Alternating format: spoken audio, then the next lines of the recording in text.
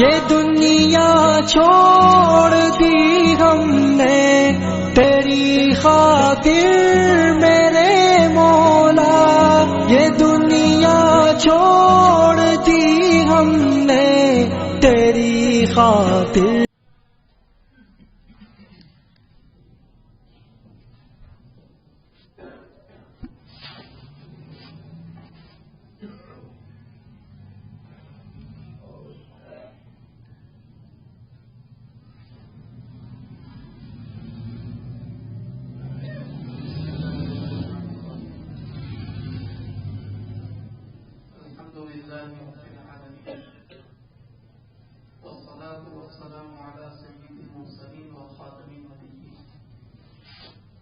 وعلى آله وأصحابه أجمعين أما بعد. أعوذ بالله من الشيطان الرجيم. بسم الله الرحمن الرحيم. يا أيها الناس اتقوا ربكم الذي خلقكم من نفس واحدة وخلق منها زوجها وبث منهما رجالا كثيرا ونساء فاتقوا الله الذي تساءلون به والأرحام إن الله كان عليكم رقيبا. وقال النبي صلى الله تعالى عليه وآله وسلم الدنيا كلها متاع وخير متاع الدنيا المرأة الصالحة. وقال عليه الصلاة والسلام خيركم خيركم لأهله وأنا خيركم لأهلي أو كما قال صلى الله عليه وسلم. صدق الله العظيم وصدق رسوله النبي الأمي الكريم ونحن على ذلك لمن الشاهدين والشاكرين والحمد لله رب العالمين. قابل احترام حضرات علماء کرام، بزرگان محترم اور میرے عزیز دینی اسلامی بھائیوں، اس سے پہلے تقریباً 1.5-2 مہینے قبل اسی جمعہ کی مناسبت سے یہاں حاضری ہوئی تو نکاح کے تعلق سے چند باتیں آپ کی خدمت میں عرض کرنے کی کوشش کی گئی تھی اور مضمون ادھورا سا تھا، تو یہ ارادہ تھا کہ پھر جب یہاں حاضری ہو تو اسی گفتگو کو آگے بڑھایا جائے۔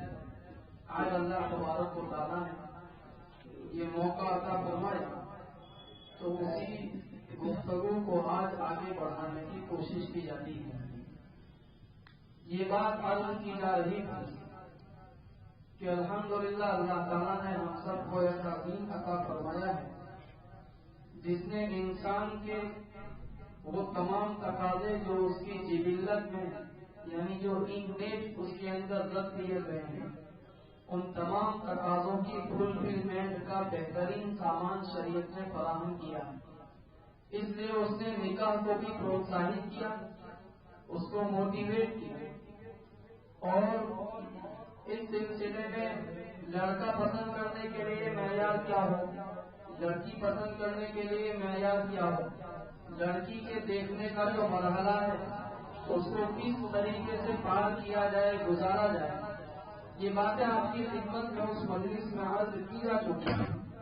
یہاں ایک بات اسی سے جڑی ہوئی جو عرض کرنی ہے وہ یہ ہے کہ جس طریقے سے نکاح کی ترغیب شریعت نے ان مردوں عورتوں کو دی ہے جن کے پہلے نکاح نہیں ہوتے، اسی طریقے سے اگر کوئی طلاق شدہ عورت ہے یا کوئی ایسا مرد ہے جس کی بیوی کا انتقال ہو گیا یا اس کی بیوی کو اس نے طلاق دے دی اور بظاہر وہ ادھیڑ عمر کا ہے لیکن اس کی اپنی بنیادی ضرورتیں ایسی ہیں جو ضرورتیں اسے ابھی بھی کسی پاتر کا محتاج بنائے رکھتی ہیں، تو ایسے تمام لوگوں کے بارے میں قرآن کریم یہ کہتا ہے کہ وَأَنكِحُوا الْأَيَامَ مِنكُمْ وَالصَّالِحِينَ مِنْ عِبَادِكُمْ وَإِمَائِكُمْ، کہ وہ سارے کے سارے لوگ جو بے نکاح ہیں، چاہے مرد ہو عورت ہو، جن کی پہلے کسی سے شادی ہو چکی تھی وہ بھی، اور جن کی سرے سے اب تک نکاح نہیں ہوئے وہ بھی، ان سب کو نکاح کرا دو۔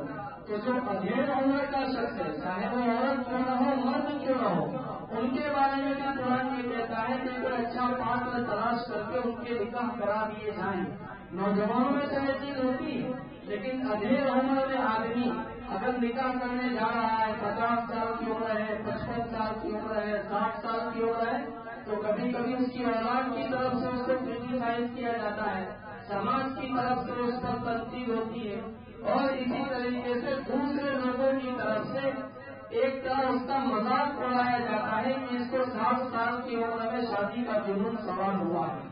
میرے دوستوں، بات یہ ہے کہ کبھی کبھی ایسا ہوتا ہے کہ سماج میں سوچنے سمجھنے کے پیمانے اتنے زیادہ چینج ہو جاتے ہیں کہ ایک شخص نعوذ باللہ ثم نعوذ باللہ کوئی ایکسٹرا افیئر رکھتا ہے، وہ ناجائز تعلقات قائم کرتا ہے، اس کو کوئی نگاہ سے نہیں دیکھا جاتا. لیکن اگر کوئی شخص 60-65 سال کی عمر میں اپنی ضرورت کو حلال راستے سے پوری کرنا چاہتا ہے، اس کو کریٹیسائز کیا جا رہا ہے. ایک مدت پہلے یو کے ساتھ جن کی عمر تقریباً 70 ایئرس کی تھی، تو انہوں نے کسی خاتون کے ساتھ نکاح کی. سوشل میڈیا کے اوپر اس کا بہت ہوا کیا گیا. لوگوں نے کہا کہ دیکھو اس بوڑھے کا شوق تو دیکھو.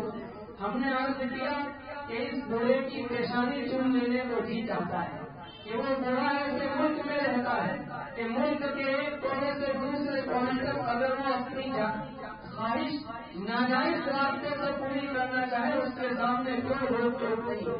50 روپے بڑا کرایہ کی مل جاتی ہے، لیکن اس بوڑھے نے بدنام ہو جانا تو بڑا کیا، سب کے تانوں کے نستر و تیر کو اس نے بھیجے، لیکن اس بات کو گوارا نہیں کیا کہ اپنی خواہش کو ناجائز طریقے سے پورا کرے. اس کی پاک دامنی کے اوپر کوئی حرف آئے، اس بات کو اس نے گوارا نہیں کیا. تو نبی اکرم صلی اللہ علیہ وسلم نے بھی اپنے بیشتر نکاح 50 سال کی عمر کے بعد بڑھائے. اس لیے اس کی کوئی تحریر نہیں ہے. کورونا کال میں خاص طور پر ایسا ہوا ہے کہ بہت سے لوگوں کی بیویاں انتقال کر گئی 45 سال کی عمر میں، 47 سال کی عمر میں، 50 سال کی عمر میں، اور الٹا بھی ہوا کہ شوہر انتقال کر گیا اور ابھی 47 میں ہے، 48 میں، لیکن وہ اس مرحلے میں ہے کہ اس کو ضرورت ہے. اولاد کبھی کبھی آنے آ جاتی ہے کہ اگر اس سے نکاح ہو گیا تو پھر پراپرٹی کے اندر یہ حصہ مانگے گی، اور اس خیال سے کبھی کبھی اس کو نکاح سے روک دیا جاتا ہے، حالانکہ اس کو ضرورت ہے. تو اب یہ اولاد کی ذمہ داری بنتی ہے کہ وہ آگے بڑھ کے اپنے والدین سے کہیں، اپنے ماں سے کہیں، اپنے باپ سے کہیں کہ اگر آپ نکاح کرنا چاہتے ہیں ہماری طرف سے آپ پر کوئی روک ٹوک نہیں ہے. میرے دوستوں، اسی طریقے سے ایک مرحلہ ایک سے زیادہ نکاح کا بھی ہے. یہ مسئلہ نبی چھڑتا ہے. ہمارے گاؤں میں ہفتے میں ایک مرتبہ درس قرآن ہوتا، تو وہاں سورہ نساء کی تفسیر کرتے ہوئے یہ آیتیں کریمہ مسئلہ وصولہ سوالہ کہ 2 سے 3 سے 4 سے نکاح کر سکتے ہیں. تو ہم نے اس پر بہو پتنی جو کا جو مہتو ہے اس کے اوپر کچھ گفتگو کی. تو وہاں گھروں میں بھی ایک تفسیر سنائی دیتی ہے. تو ایک دو خاتون نے کہا کہ مول صاحب کی کتنی بیویاں ہیں کہ مول صاحب ایک سے زیادہ نکاح کی بات کر رہے ہیں. تو اس کو بہت نیگیٹولی لیا جاتا ہے. حالانکہ دیکھیں تو یہ بھی ایک سماجی ضرورت ہے. اب آپ سوچیں کہ یو کے علاقے میں یا پورے ویسٹرن کلچر میں ایک آدمی 1 سے 2.5 عورتوں کے ساتھ تعلقات قائم کرتا ہے اور اس سے کوئی پوچھنے والا نہیں، لیکن وہی شخص ایک بیوی کے ساتھ ساتھ دوسری بیوی لانا چاہتا ہے، جائز طریقے سے لانا چاہتا ہے، اور جس کو لا رہا ہے اس کی ساری ذمہ داریاں اٹھاتا ہے، اس کا نفع اٹھائے گا، اس کی کفالت کرے گا. قبول کی اس قبول کی کے اندر آٹا چاول کپڑے بیماری کا علاج یہ سب کا سب حاصل ہو گیا، لیکن اس کو کریٹیسائز کیا جاتا ہے اور 10 عورتوں کے ساتھ ناجائز تعلقات ہیں، بیماریاں پھیل رہی ہیں، اور اسی طریقے سے 50 طرح کے فیملی پرابلم جنم لے رہے ہیں، لیکن اس کو کوئی پوچھنے والا نہیں. تو سچی بات تو یہ ہے کہ بہو پتنی کو ایک سماجی ضرورت ہے، کیونکہ مرد جس ریشیو کے ساتھ مر جاتے ہیں، انتقال کر جاتے ہیں، اس ریشیو میں عورتوں کا انتقال نہیں ہوتا. تو اس کی وجہ سے عورتوں کی تعداد بڑھتی رہتی ہے اور مردوں کی تعداد گھٹتی رہتی ہے. اب ایسی صورت میں اس کا راستہ نہ کھولا جائے تو اس صورت میں امت کی بہت ساری مائیں اور بہنیں یا بہت ساری بیٹیاں بغیر شوہر کے رہ جائیں گی. طلاق شدہ عورت ہے اس کے ساتھ کوئی کمانا تو نکاح کرنا پسند نہیں کرے گا، لیکن ایک شادی شدہ آدمی اس کو اپنی دوسری بیوی بنانا پسند کر سکتا ہے. تو اس صورت میں ایسی طلاق شدہ عورت یا بیوہ عورت کو ایک آسرا مل جائے گا اور اسے اپنے بھائی کے گھر میں باپ کے گھر میں تانوں سے بھری ہوئی زندگی گزارنے سے نجات مل جائے گی. اس کو ایک عزت والا چھتر فراہم ہو جائے گا. اس وجہ سے شریعت کا بیسک کنسیپٹ یہ ہے کہ ایک سے زیادہ نکاح اگر کسی کو کرنے کی طاقت ہے تو اس میں شریعت یہ کہتی ہے کہ عورت کی اجازت دینے کی ضرورت نہیں ہے. یہ تو ہمارے بھارت کا ماحول رہتا ہے، ورنہ عرب کے اندر دوسری بیوی تلاش کرنے کے لیے پہلی بیوی خود جاتی ہے. وہاں یہ چیز بہت عام ہے اور ایک عورت اپنے آپ کے ہوتے ہوئے کسی دوسری بیوی کے اپنے شوہر کے نکاح میں آنے کو بالکل برا نہیں سمجھتی. کبھی عورت بیمار ہے، اب اس کو پریگننسی ہے، پریگننسی کی حالت میں ڈاکٹر نے کہا کہ بھائی تم اپنی بیوی کے ساتھ تعلق قائم نہیں کر سکتے، اب 7 مہینے اسی طرح گزارنے کہ ڈلیوری کے بعد کے 40 دن تک اپنی بیوی سے تعلق قائم نہیں کر سکے گا تو 8-9 مہینے بیچارہ کرے گا کیا؟ کبھی کبھی بیوی کو کوئی دوسری بیماری جس بیماری کی وجہ سے اس کی روچی ہی نہیں ہے سیکچوئل تعلقات قائم کرنے کی طرف. اب مرد کیا کرے گا؟ اگر اس نے ایک سے زیادہ نکاح کر رہے ہیں تو اس کی پاک دامنی بچی رہی. اس کے لیے اپنی خواہش کو ایک جائز اور پازیٹو وے میں پورا کرنے کے کا راستہ اس کے لیے باقی رہے گا. تو اس کو بالکل بڑھانا سمجھا ہے. ہاں یہ بات یہ بھی ایک بات ہے کہ جو آدمی ایک سے زیادہ بیوی لے آتا ہے تو اس کو صرف عورتیں نہیں مرد بھی اس کو گانا دیتے ہیں. یہ تو بے بیوی عورت ہے. میرے دوست بات یہ نہیں. انبیاء علیہ السلام نے ایک سے زیادہ بیویاں کی. ابراہیم علیہ السلام نے حاجر اور سارا سے نکاح کی. نبی اکرم صلی اللہ علیہ وسلم کی 11 بیویاں ہیں. تو پھر کیوں اس کو کریٹیسائز کیا جائے؟ لیکن یہ بات الگ ہے کہ پھر اس کے انصاف سے کام لیا جائے گا. ایک نے دو نے بیچارے دو تو یہ اس چیز کو پھر شریعت پسند نہیں کرتی. حضرت تھانوی رحمۃ اللہ علیہ کے یہاں حضرت نے وہ شادیاں کی تھی گھر کے باہر ترازو رکھی رہتی تھی تو جو بھی چیز ہدیے میں آتی تھی اس کو آدھا کر کے اس ترازو میں تولا جاتا تھا اور برابر دونوں بیویوں کے گھر میں پہنچا دیا جاتا تھا. یہاں تک کہ جو خربوزے اگر کسی جگہ پہ آ گئے تربوز تو یہ نہیں کیا جاتا تھا کہ ایک اس گھر میں دے دیا دوسرا اس گھر میں دے دیا. حضرت کہتے تھے کون سا میٹھا ہے کون سا نہیں ہے ہمیں کیا پتا. دونوں گھروں سے برابر کاٹے جاتے تھے اور دونوں میں سے ایک پیس دونوں گھر کے اندر دیا جاتا تھا. تو یہاں تک حضرت انصاف فرماتے تھے. تو جس کے اندر یہ ہمت ہو کہ وہ اپنی بیویوں کے ساتھ انصاف کر سکے گا اور کسی ایک کی طرف بالکل نہیں جھک جائے گا تو ایسے آدمی کو دوسرے نکاح کی ہمت کرنی چاہیے. ورنہ قرآن کریم یہ کہتا ہے کہ بھائی صرف تم اللہ کا دینوں سوال نہیں کرتا اور اگر تمہیں اس بات کا اندیشہ ہے کہ دوسری بیوی کے ساتھ تم انصاف نہیں کر سکو گے ان کے درمیان بیلنس قائم نہیں کر سکو گے تو پھر یہ تمہارے بس کی بات نہیں ہے. یہ قدم قدم بڑھانے یہ سوال کے جانا وہ یہیں سے لوٹ جا رہے جس کی زندگی ہو پیاری. تو ایسا جسے اپنے آپ پر کنٹرول نہیں ہے وہ دوسرے بیوی کو ساتھ نہ دیکھے. پھر اس سے آگے کی بات جو اپنی ضرورت میں حل کرنی ہے وہ یہ ہے کہ نکاح ہو جانے کے بعد اب شریعت یہ چاہتی ہے کہ جس طریقے سے یہ میاں بیوی محبت کے ساتھ نکاح کے ذریعے سے جڑ گئے اب ان کا یہ رشتہ ہمیشہ کے لیے برقرار رہے. میرے دوستوں شادی سے پہلے ہر قسم کے ناجائز تعلقات سے شریعت جھیل کرتی ہے. یہاں تک کہ اگر انگیجمنٹ بھی ہو جائے تب بھی وہ عورت شوہر کے حق میں اجنبی ہے. اس سے بات کرنا اس کی ایمیل منگوانا اور اس سے ویڈیو کال کرنا اور اس کی آواز سننا ان سب چیزوں کو منع کیا گیا ہے. اور اس میں بڑی حکمت اور مصلحت بھی ہے. کبھی کبھی ایسا ہوتا ہے کہ شادی کو 6 مہینے باقی ہے دونوں وعدے کر رہے ہیں دونوں ایک دوسرے کو ایمیل بھیج رہے ہیں. اب خدا نہ خواستہ کوئی ایسا حادثہ پیش آ گیا جس کے نتیجے میں رشتہ ہی ٹوٹ گیا. اب دونوں نے اپنے ہاتھ ایک دوسرے کو کہہ دیے ہیں. اب دونوں پریشان ہے کہ ہم تو اپنا کچا چٹا سب کھلی کتاب کی طرح ایک دوسرے کے سامنے اوپن کر چکے ہیں. دونوں کو آئندہ زندگی کے اندر اپنا پارٹنر تلاش کرنے میں پریشانیاں پیش آتی ہیں. تو شریعت یہ کہتی ہے کہ شادی سے پہلے جب دونوں اجنبی ہیں یہ اجنبیت مکمل طور پر باقی رہنی چاہیے. ہر نکاح کے بعد اب شریعت یہ کہتی ہے کہ جب تم نکاح کے ذریعے سے جڑ گئے اب نبھانے کا وقت آ گیا, اب محبت کے اظہار کا وقت آ گیا. شادی سے پہلے کہنا آسان ہے کہ میں آسمان کے ستارے تمہارے ہاتھ میں توڑ کے دھما دوں گا. شریعت کہتی ہے کہ شادی سے پہلے کے دعووں کا اعتبار نہیں, اب جب جڑ گئے ہو تو نبھا کر دکھاؤ. اور رومانٹکزم جو ہے وہ شادی کے بعد ہی شروع ہوتا ہے.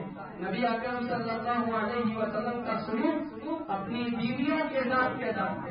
عائشہ صدیقہ رضی اللہ تعالیٰ عنہا فرماتی ہے کہ میں گوشت کی روٹی توڑتی تھی تو جس حصے سے میں کھاتی تھی پھر نبی اکرم صلی اللہ علیہ وسلم کو دیتی تھی. آپ صلی اللہ علیہ وسلم اسی حصے سے گوشت کھاتے تھے.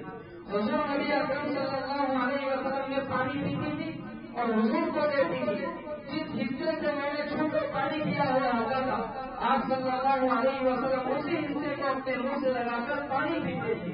اسی طریقے سے نبی اکرم صلی اللہ علیہ وسلم نے ارشاد فرمایا کہ اپنی بیوی کے منہ میں لقمہ دینا یہ بھی صدقہ ہے, یہ بھی ثواب ہے. آپ صلی اللہ علیہ وسلم کتنی سینسیئر پرسنالٹی ہے, کتنی سنجیدہ شخصیت. آپ کو کتنے کام رہتے تھے, ان نہاری سبحان طویلا, آپ کو تو دن میں بہت کام رہتے ہیں, لیکن ایسی سینسیئر پرسنالٹی ہونے کے باوجود عائشہ صدیقہ رضی اللہ تعالیٰ عنہا کہتی ہے کہ نبی اکرم صلی اللہ علیہ وسلم نے میرے ساتھ دوڑ لگائی.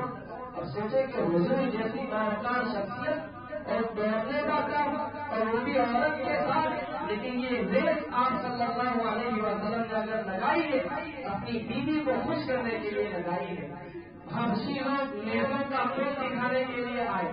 عائشہ رضی اللہ تعالیٰ نے کہا کہ میں وہ کھیل دیکھنا چاہتی ہوں. حضور کو تو اس سے کیا دلچسپی ہوتی, لیکن آپ صلی اللہ علیہ وسلم دروازے پر کھڑے ہو گئے. عائشہ رضی اللہ تعالیٰ آپ کے پیچھے کھڑی رہ گئی اور آپ کے کاندھے کی اور سے وہ سارا کھیل دیکھتی رہی جب تک ان کو تیاری نہ ہو گئی. نبی اکرم صلی اللہ علیہ وسلم اپنی جگہ کھڑے رہے. یہ سب کیا ہے, یہ وہ رومانٹکزم ہے جو نکاح کے بعد دونوں کے اندر محبت بھرے تعلقات باقی رکھنے کے لیے ضروری ہوتا ہے. شریعت یہ کہتی ہے کہ جب کسی کی بیٹی کو اپنی دہلیز کے اوپر لائے ہو تو اس کو وقت دو. یہ کیا بات ہے کہ وہ بیچاری انتظار کر رہی ہے, تم رات کو 12 بجے تک دوستوں میں بیٹھے ہوئے ہو, 2 بجے تک دوستوں میں بیٹھے ہوئے ہو, اور یہاں ایک بیچاری تمہارے انتظار کے اندر باوجود اپنے سارے 5 کے اوپر رات مار کر تمہاری ایک درخواست تمہارے گھر آ کر پڑ رہی ہے, تو تمہارے انتظار میں تمہاری رات لگ رہی ہے. تو اس کو وقت بھی یاد ہے. اگر وہ کوئی اچھا کھانا بنائے اس کی تعریف کی جائے, اس کے رشتے داروں کے یہاں موقع پر موقع اپنی طرف سے ہدیہ دینے کا اہتمام کیا جائے. نبی اکرم صلی اللہ علیہ وسلم حضرت خدیجہ رضی اللہ تعالیٰ عنہا کے انتقال کے بعد بھی حضرت خدیجہ کے جتنے رشتے دار تھے, ان کی جتنی سہیلیاں تھیں, ان کے یہاں ہدیہ بھیجنے کا اہتمام فرمایا کرتے ہیں. یہ اس نے معاشرت جو آپ صلی اللہ علیہ وسلم سکھا کر گئے. لیکن ہوتا یہ ہے کہ آدمی باہر خلاف بن جاتا ہے اور جب گھر میں آتا ہے تو میرے دوست کو اپنی بیوی کو اپنی نوکرانی سے زیادہ حیثیت نہیں دیتا. اسی لیے حضرت مولانا ابرار صاحب بولے ہوئے رحمۃ اللہ علیہ فرماتے تھے کہ جب باہر گھومتا ہے تو باعزیز بن کر گھومتا ہے, اور جیسے ہی گھر میں آتا ہے تو یزید بن جاتا ہے. باعزیز اور یزید یہ اسلامی ہسٹری کے 2 کیریکٹر ہیں, ایک پازیٹیو کیریکٹر ہے, ایک نیگیٹو کیریکٹر ہے. تو حضرت یہ کہتے ہیں کہ باہر جو بزنس سب سے دوستوں میں اپنا مقام بنائے رکھنا ہے تو اس کی وجہ سے سب سے اخلاق کے ساتھ کہتا ہے, نرم بات کرتا ہے اور خوش اسلوبی کے ساتھ پیش آتا ہے. لیکن گھر میں جیسے آتا ہے تو گھر میں آتے ہی یزید بن جاتا ہے. سچی بات یہ ہے کہ اندر کا جو انسان ہوتا ہے وہ گھر کے اندر جا کر ظاہر ہوتا ہے. اسی لیے قربان جائیے نبی اکرم صلی اللہ علیہ وسلم پر کہ حضور میں بھی بہتری کا جو معیار اور ماپدنڈ ہے وہ اسی بات کو بنا دیا کہ صحیح حکم لیا نہیں مانا صحیح حکم لیا نہیں. تم میں سب سے اچھا وہ ہے جو اپنی بیویوں کے ساتھ اچھا سلوک کرنے والا ہے. یہ نہیں فرمایا جس کی نسل اچھی ہو سب سے اچھا, جس کی خرچ زیادہ ہو سب سے اچھا، اور جس کے نفر عمر زیادہ ہو سب سے اچھا۔ نہیں، اگر کسی چیز کو معیار بنایا اچھائی کے لیے، بیویوں کے ساتھ سلوک کو معیار بنایا۔ میرے دوستوں، آپ کے خدمت میں کیا عرض کروں، نبی اکرم صلی اللہ علیہ وسلم خود اپنے بارے میں فرماتے خیرکم الیہ، میں تم سب کے مقابلے میں اپنی بیویوں سے اچھا سلوک کرنے والا ہوں۔ اور میں آپ کی خدمت میں عرض کروں کہ یہ 19ویں صدی میں آ کر ڈاکٹر عبدالحی صاحب حضرت تھانوی کے خلیفہ تھے، پڑوسی ملک میں ہوتے تھے۔ ان کی بیوی یہ کہتی ہے کہ ڈاکٹر صاحب نے میرے ساتھ فیملی لائف کے 50 سال گزارے، 50 سال کے اندر ڈاکٹر صاحب نے کبھی میرے ساتھ لہجہ بدل کر غصے سے بات نہیں کی۔ بات سوچ، اگر کوئی بزرگ آپ کو ایسے ملے تو ہوا میں اڑ رہے ہو، کوئی سمندر پر مسلح بچھا کے نماز پڑھ رہے ہو، خدا پاک کی قسم کھائی جا سکتی ہے کہ ایسی 1000 کرامتیں اس کرامت کے سامنے پیش ہے کہ ایک آدمی فیملی لائف کے 50 سال گزار دے اور اپنی بیوی پر 50 سال کے پورے عرصے میں غصہ تک نہ کرے، تو یہ تو آپ صلی اللہ علیہ وسلم کی امت میں 14ویں صدی میں پیدا ہونے والا ایک امتی ہے۔ تو سوچیے کہ 14 صدیوں پہلے والا وہ سمندر کیسا ہوگا جس پر یہ قطرہ ہے۔ نبی اکرم صلی اللہ علیہ وسلم کا سلوک اپنی بیویوں کے ساتھ کیسا ہوگا ہم کیسے نہیں کہہ سکتے، لیکن ظاہر ہے کہ تاریخ دونوں ہاتھوں سے بچتی ہے۔ مرد کو اگر اس طرح کی ترغیب دی گئی تو ادھر عورت کے اولیاء کو، لڑکی کے ماں باپ کو بھی یہ تاکید کی گئی کہ دیکھو یہ لڑکے والوں کے پاس بھی آپشن تھے، لیکن انہوں نے اپنے بیٹے کے مستقبل اور فیوچر کے لیے تمہاری بیٹی کو سب سے سوٹیبل سمجھا ہے، تو اب تمہاری بیٹی کی یہ ذمہ داری بنتی ہے کہ وہ لڑکے والوں کی امید پر اپنے آپ کو پورا اتار کر دکھائے۔ اس وجہ سے آپ صلی اللہ علیہ وسلم نے مرد کے بھی حقوق کو تیار کیے اور عورتوں کو مسلسل اس سلسلے میں ترغیب دیتے رہے۔ خاص طور پر جس چیز کی حضور نے ترغیب کی ہے وہ میرے بزرگ یہ ہے کہ یہ شوہر جو تم کو اپنے گھر لایا ہے، اپنی خواہش کو جائز طریقے سے پوری کرنے کی نیت سے لایا ہے، تو اس کو کسی تقاضے کے اوپر جبکہ تم کو کوئی شرعی مجھے پریشانی نہ ہو تم انکار نہیں کر سکتی۔ یہاں پر حضور نے کہہ دیا کہ کوئی شخص اگر اپنی بیوی سے اپنی ضرورت پوری کرنے کا تقاضا کرے اور وہ انکار کر دے، اسے کوئی مجھے نہیں ہے، رات بھر حدیث میں اس کو لعنت کرتے رہتے ہیں، خدا کی رحمت سے باہر نکل جانے کی اس کی حق میں بد دعائیں دیتے رہتے ہیں۔ اسی طرح یہاں تک کہا کہ اگر عورت سفر میں جائے اور سواری پر ایک قدم رکھ چکی اور اس وقت اس کے شوہر نے اسے بلایا اور اپنی ضرورت پورا کرنے کا اس سے تقاضا کیا، عورت کو ضروری ہے کہ واپس آئے اپنے شوہر کی ضرورت کو پورا کرے۔ اس نے ہاتھی سورج کے اوپر چڑھائی ہوئی ہے اور ہاتھی گھر جانے کا ہمیشہ ہے، اس وقت اس کا شوہر اس کو بلا رہا ہے، اس عورت کو ضروری ہے کہ اپنے شوہر کی بات پر ڈپے کے اس کے پاس پہنچے، کیونکہ اگر تم نے ہر وقت اپنے آپ کو اس کے حوالے نہیں کیا، اس کو پیش نہیں کیا، تو اس صورت سے اس کی سیکشن ریزالٹ نیگیٹو بات کے اوپر پڑ جائے گی، پھر وہ دوسری جگہوں پر اپنی پاسبلٹیز تلاش کرے گا۔ تو عورت کو اس بات کی تاکید تھی کہ تمہیں مکمل طور پر اپنے آپ کو اس کے حوالے کرنا ہے اور اس سے آگے بڑھ کر اپنے آپ کو ایسا پاک دامن رکھنا جیسا حضرت تھانوی رحمۃ اللہ علیہ نے فرمایا کہ مشرقی عورتیں یعنی پوربی دیشوں میں رہنے والی عورتیں یہ اپنے شوہر کی ایسی وفادار ہوتی ہے کہ اپنے شوہر کے علاوہ کسی اور کا تصور آ جانے کو بھی اپنے لیے گناہ سمجھتی ہے۔ تو پاک دامنی کا یہ معیار عورت کے اندر ہونا چاہیے، اور اس دور میں جو انٹرنیٹ کا دور ہے، موبائل کا دور ہے، تعلقات آسانی سے قائم کر لیے جاتے ہیں، اس دور میں اس مسئلے کی سنگینی اور حساسیت کو، اس کی سینسیٹیوٹی کو اور زیادہ بڑھا دیا ہے۔ نبی اکرم صلی اللہ علیہ وسلم فرماتے ہیں کہ مرد کی طبیعت کے اندر ایک غیرت ہوتی ہے، اس غیرت کا لحاظ کرو، اس لیے اپنے شوہر کے گھر میں جن کے آنے کو وہ پسند نہیں کرتا ایسے لوگوں کو اپنے گھر میں داخل نہ کرو، اپنے شوہر کے پاس کرنے کے بستر پر پر اپنے شوہر کے علاوہ کسی اور کو نہ دکھاؤ. اس کی غیرت کا کتنا لحاظ کیا. اور اسی وجہ سے تو جو پڑوسی ہوتا ہے پڑوسی پر اعتماد ہوتا ہے. آدمی جاتا ہے تو اس کی چابی اس کو دے کر جاتا ہے. کورئر والا آیا وہ گھر نہیں ہے تو کہتا ہے پڑوس میں لے جاؤ. اچھا کھانا بنتا ہے پڑوسی کو دیتا ہے. اچھے بڑے موقع پر پہلی فرصت میں اس کے لیے حاضری دیتا ہے. تو پڑوسی پر ایک اعتماد ہوتا ہے. آپ صلی اللہ علیہ وسلم نے بڑے بڑے گناہ شمار فرمائے. اس میں یہ گناہ بھی شامل کیا کہ انتردی ابھی حقیقتی جاری تو اپنی پڑوسی کی بیوی کے ساتھ منقارہ کرے. آپ صلی اللہ علیہ وسلم کی پریرنا میں کہ ظالم آدمی وہ اپنی چابیاں تیرے حوالے کرتے جاتا ہے. اس پر بھروسہ کرتا ہے وہ اللہ کے بندے جس تھالی میں کھاتا ہے اسی میں چھید کرتا ہے.